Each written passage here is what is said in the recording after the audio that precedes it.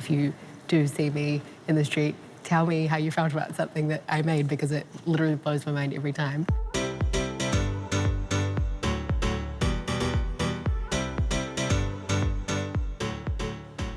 It's funny because there's so much about me that people don't know.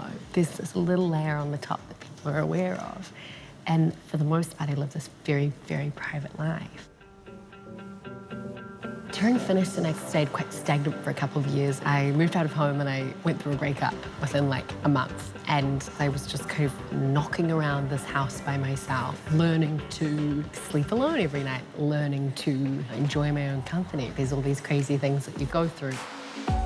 It was definitely a process, but I'm so glad that I have had that time, because I really feel like I've had such a period of self-discovery and I feel so comfortable and confident and happy by myself.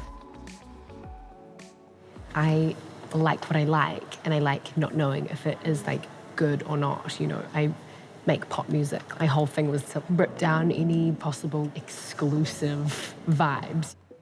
The thing about what I get up to in New Zealand is that it isn't interesting or exciting. There's a lot of just sitting in cars or sitting around somebody's kitchen table talking, and I think the first record, there was an element of trying to elevate those details to seem grand and special, whereas now I feel like I retreated inward, and a lot of what happened in the record took place at my house. I think that was all an effort to keep the telling not too romanticized.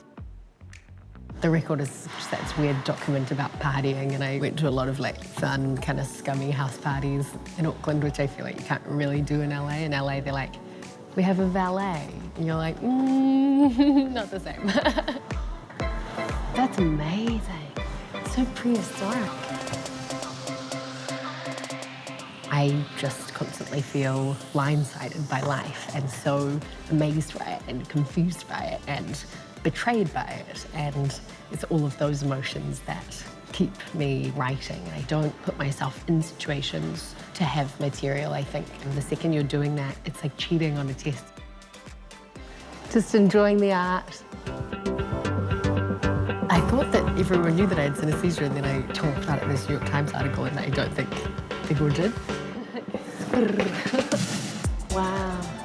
It really does shape the type of music that I write. But I think that, you know, the melodies that I write, my melodic language, probably something about it which is the way it is because of my synesthesia, because certain melodies, even if they are good, aren't colourful to me, and I only write in colour, you know, so I definitely am writing a certain way because of my synesthesia. Her little veil. I get a lot of stage outfit ideas. I'm like, let's make this crazy thing that I saw in a John Singer Sargent painting. It happens all the time. It's always like my favourite thing when people come up to me and tell me a specific story about a song or an album and their relationship to it. It's like the best thing ever. It's cool, and it especially blows my mind when people are like, oh, I was listening to this album when I was falling in love with my partner, you know. You're like, oh my God, like, because you know how that feels to, you know, to have those songs that you were listening to when you met someone or when you fell in love with them. And to me, that's like basically why I make music, like hoping that maybe someone will fall in love to one of the songs one day, you know. It's just like the best, it's the best thing you could hope for.